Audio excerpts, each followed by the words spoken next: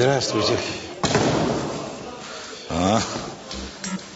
Классик современности. Что, опять хотите предложить нам какой-нибудь проект века? Что-нибудь такое в духе романтизма? Нет, знаете, на этот раз, я бы сказал, скромная идея в стиле реализма.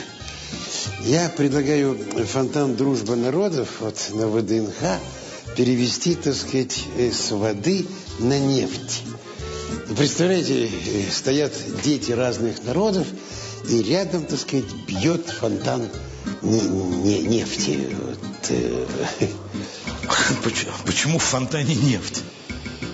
Да, знаете, я подумал, посудите сами, какая в наше время может быть дружба народов на воде.